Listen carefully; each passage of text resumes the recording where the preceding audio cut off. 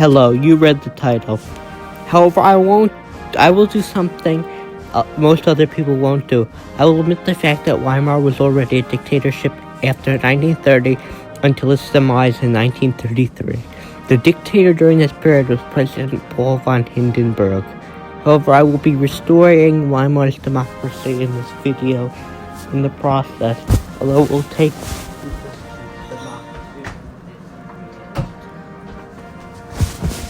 Our story begins in a cold night in January 1932. Sounds of fear are present as fire rages in the Reichstag. The fire happened a year earlier than in our timeline. This is for the setup.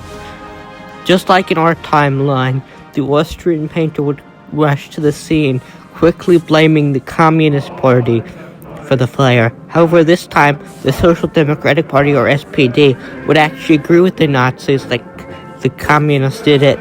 The SPD would want to purge the support of the Communists and paint them as traitors, while it's still unclear who started the fire, remains so to this day.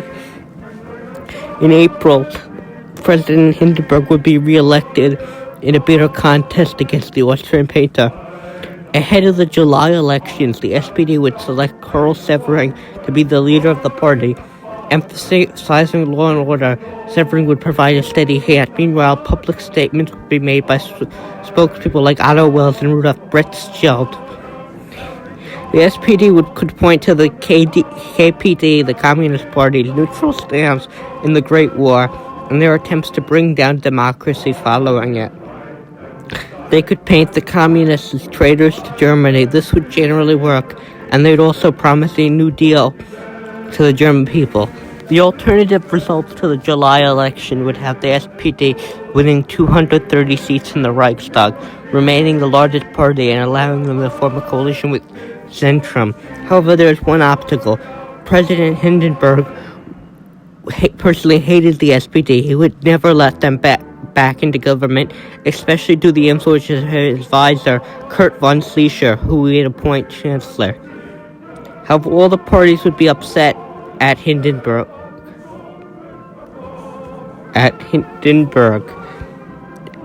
as the Nazis were eager to take out the war hero Hindenburg, and the SPD were willing to enter the government.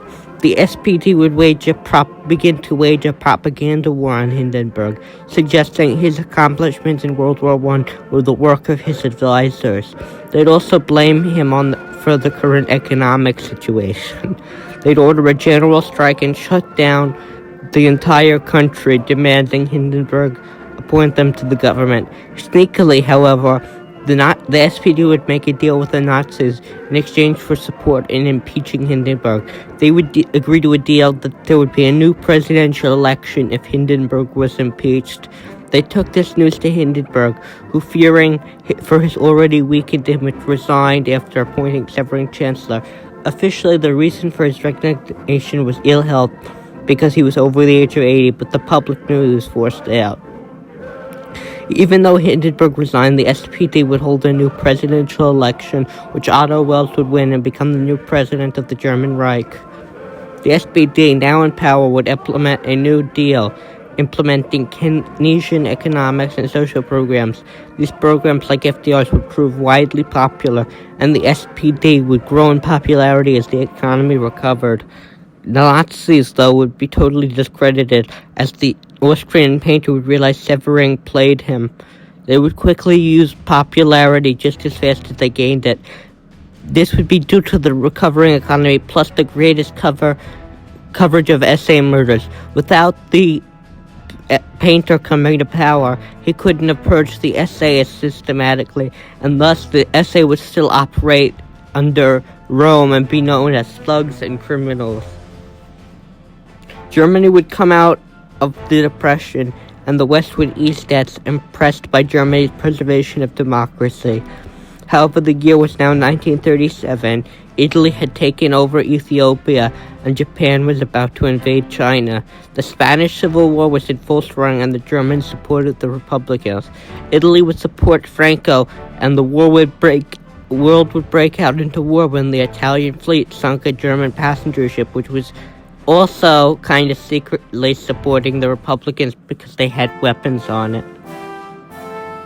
World War II began as the Allies, consisting of Germany, the UK, the Second Spanish Republic, and France, fought Italy, the Spanish nationalists, and Japan. The Allies would quickly secure Spain for the Republicans and march into Italy over the Alps, capturing the industrious north of Italy. Mussolini would panic, but since he is like a terrible leader, he wouldn't know what to do. Rome would fall by the end of the year, and Italy would capitulate. Japan would panic and try to invite the Soviet Union to the war, but Germany had a trick up its sleeve. They released the documents that showed that Germany had funded Lenin and the October Revolution in order to get Russia out of World War I. This would lead to another Russian Civil War. Japan was out of luck. They'd hold until 1942, and when Germany dropped 2 atomic bombs from their nuclear program, because they wouldn't have lost Einstein, and the world would be at peace. Germany would evolve into a social democratic state like the Nordic countries. The SPD and Zentrum would adopt a new constitution similar to the one Germany has in real life. They would rename the country to the Federal Republic of Germany. The Austrian painter would enter deep depression as his movement died out, and he would eventually commit suicide as his party was eliminated from the Reichstag.